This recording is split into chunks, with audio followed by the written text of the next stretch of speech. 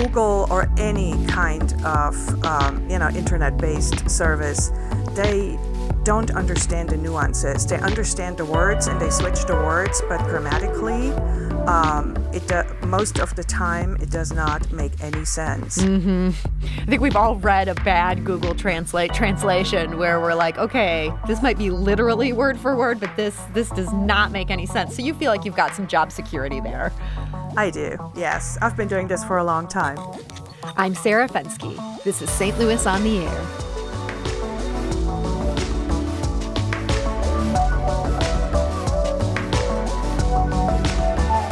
For many of us, just getting through a Zoom meeting feels hard enough. But what if you're on a Zoom call where people don't have a common language? One person might be ready to present in English. Another is only comfortable listening in Mandarin. Well, now there's an app for that, an app invented right here in St. Louis. And joining us today to talk about it is Susanne Evens. She's the founder and CEO of AAA Translation. Susanne, welcome back. Hi, Sarah. How are you? So, Susanne, pre-pandemic, your company, that's AAA Translation, frequently played key roles at large-scale international gatherings and conferences. Was that a big part of your business?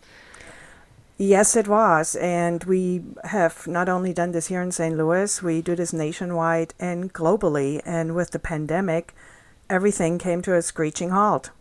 And the translators who were going to these big conferences, is this something where they would be attending in person or would they be joining remotely? Yes, the interpreters were flying all over the world to attend these conferences, depending on the topic, depending on the country. We have interpreters worldwide in every country that, we can bring into these conferences. Sometimes we have clients that prefer interpreters right here from the United States that they want there in person and pay for their travel overseas. So everything pretty much stopped. I mean, the event industry took a huge hit during the pandemic. The global conference industry alone is a $235 billion industry. And St. Louis alone took a $500 million hit in events and conferences. And it sounds like this had a huge impact then on your company's bottom line. Yes. So in partnership with Prolingo, they were the ones who actually created this app. And Prolingo has always been our technical arm with regard to conferences. The old style conferences, you brought in all the booths, the equipment, the technicians. Everything took a day to set up and to make sure the audio feed and everything works properly. The presentations are uploaded and in multiple languages. And they've been working in the background on this app for a couple of years now. And then with the pandemic popping up, everything started moving much faster. And we were talking, and I'm like, let's do this together. Let us be the translation arm, and you run all the technology. We're good in the translations field, and they are the techies. And so we formed a partnership where we are going to conquer the world, hopefully. I love your attitude there. That's great. So you're going to conquer the world. How are you going to do that? How does this app work? So it's just another app, basically. You go on the online store, download for Android or Apple, and you get a special code. Every event has a special code that you have to put in, and off you go. It's very simple, very easy, very secure. And all you need is a telephone or a web browser, anything on a web browser you can use. And so there's a live translator on the other end of the app? There's an interpreter somewhere in the world interpreting for you. And then is this person interpreting in your ear, or how does this? Yes. And it's happening concurrently with the Zoom call?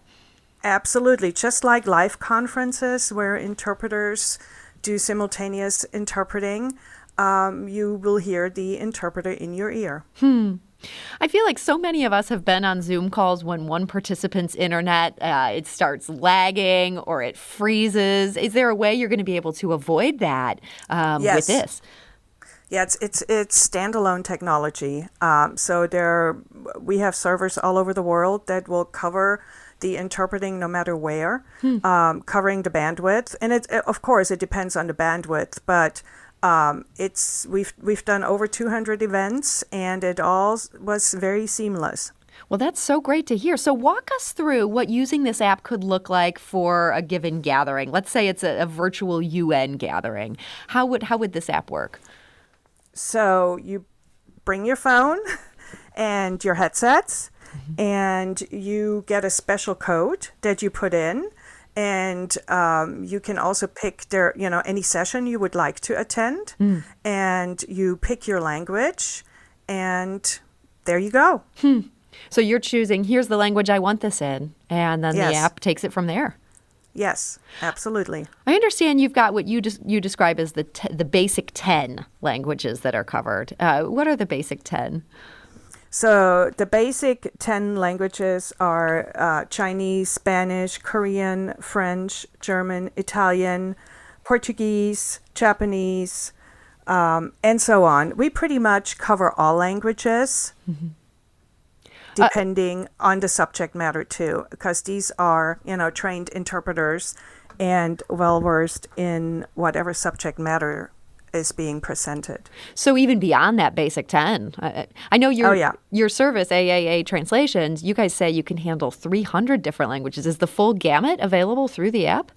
Yes, pretty much. Wow. So 300 languages, that almost blows my mind to think of all those languages being there. Have you ever been stumped by a request, a particular language that you haven't been able to find a translator for? Knock on wood, not yet. Wow, that's quite a testament there. What language is in demand that might surprise us? Something that's maybe not in that Big Ten, but you find yourself supplying a lot of?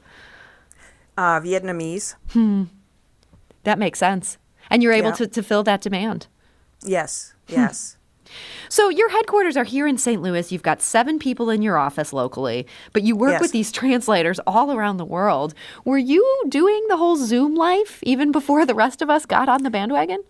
For the past 20 years, we've been virtual. Yes, absolutely. That's how I started my company, just with a computer and, computer and a fax machine back then, 20 years ago, and a telephone, and just started with German, being a German native myself. That's how I started it, and then it just blew up, and we added languages, and these are all freelance translators that work for us. They're all in their respective countries, which is very important for translation, to have native speakers. And we have a team of about 300. Wow, that's huge. I mean, what a great success story there. I feel like there's so many things now, though, that people are trying to do with artificial intelligence instead. Do you ever worry that all these translators could at some point be replaced by some sort of bot? No. I don't think so, because, and we live this every day. We get inquiries from clients. Oh, we ran something through Google Translate. Can you please fix it? And we're like, no, sorry, we have to start from scratch, because Google or any kind of, internet-based service, they don't understand the nuances. They understand the words and they switch the words, but grammatically, most of the time, it does not make any sense. I think we've all read a bad Google Translate translation where we're like, okay, this might be literally word for word, but this does not make any sense. So you feel like you've got some job security there. I do, yes. I've been doing this for a long time. So with this app, you now have this app. How expensive is the app, and how does that compare to what you would previously have someone do in person? Well, you won't pay for travel costs. You won't pay for setup fees. You won't pay for technicians. So it's very reduced cost. And it all depends on the kind of event. So there's no, across the board number I can give you, but it depends on the event, the size of the event.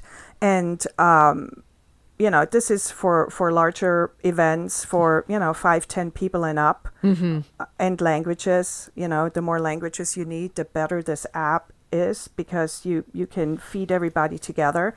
So we still do here locally our own interpreting, the person-to-person interpreting, court interpreting, business interpreting, one-on-one interpreting.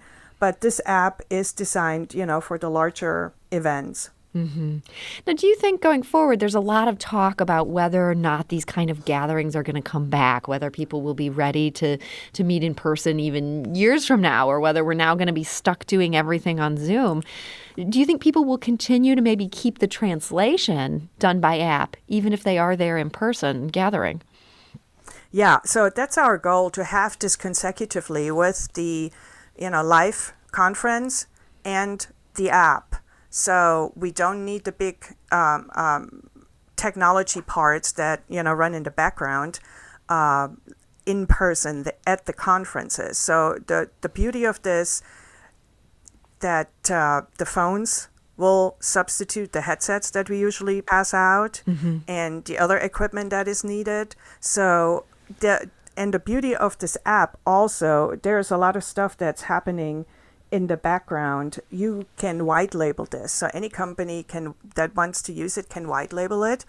They can advertise during the conferences. They can, and it will run analytics, what session was most attended, and so on and so forth. So this app is growing too. I mean, they're adding more and more nuances to this app. So it will be working much better than the way we used to do conferences. So it sounds like the pandemic just sped up something that was inevitable anyway. It was translation was going to move this way, and now it's happened. Absolutely. Yes, absolutely. And do you welcome that? I do.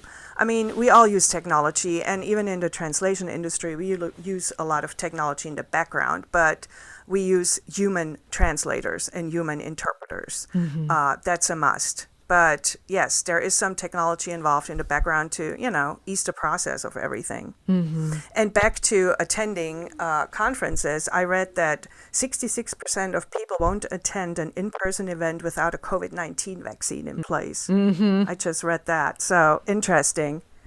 Yeah, it does seem like a lot of things are going to have to be solved before people are ready to take that kind of plunge. But maybe at some point they'll start getting more of us vaccinated. So, Dan, one last thing I wanted to ask you about. I understand the app is not the only thing that your team of translators has been busy with in this past year. What kind of COVID-related needs have you been able to meet? Oh, yes, we have been super busy. I mean, the first 6 months of COVID, we were involved in a lot of healthcare-related translations. You can just imagine, all the hospitals, all the healthcare centers, they needed COVID info in multiple languages. Food-related industry needed a lot of translations. And then right in the beginning, we saw a lot of need to support our community right here in the St. Louis area. So we provided free translations to quite a few organizations just to make sure our immigrant community had access to foreign language COVID-related info. That's great. You did that all free of charge. Yes. You mentioned the food-related industry had some additional translation needs. Why was that? Well, you see all these food trucks out there delivering food, and their employees, are a lot of immigrant drivers. They needed information how to safely deliver food. Well, that's great. I'm so glad you were able to provide that service. And man, this app just sounds great. If people want more information about this or to just hear more about what you're doing, what would you recommend be their next step?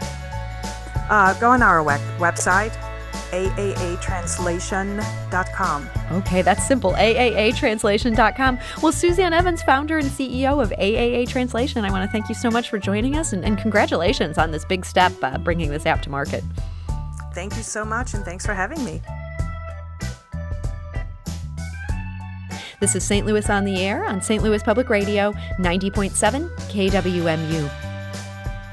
We also have a quick programming note. In just a couple weeks, we'll be marking 1 full year since Missouri Governor Mike Parson declared a state of emergency amid the COVID-19 pandemic. That's just hours after then President Trump declared the pandemic a national emergency. On March 12th, we're planning a special edition of St. Louis on the Air devoted to reflections on the past year, and we would love to hear yours. What have you found yourself grieving in recent months? What has brought you joy or strength? What has surprised you the most during all of this? We invite you to share your reflection by leaving us a brief voicemail. Please include your first name and where you're calling from. You can call us at 314-516-6397 to leave us your message. That's a dedicated voicemail line no one will pick up. Again, that's 314-516-NEWS. And if you'd prefer to write out your thoughts, you can email us at talk@stlpublicradio.org and then join us March 12th for the on-air conversation.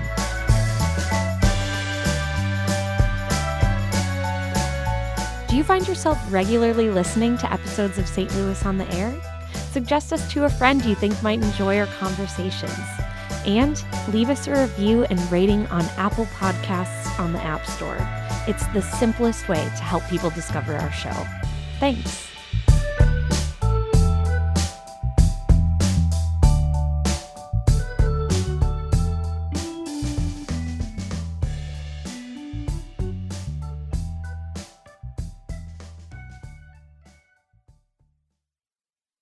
Support comes from Missouri Forest Products Association, committed to sustainable and sound conservation of the state's forests, which support more than 41,000 Missouri jobs, resulting in a $10 billion industry.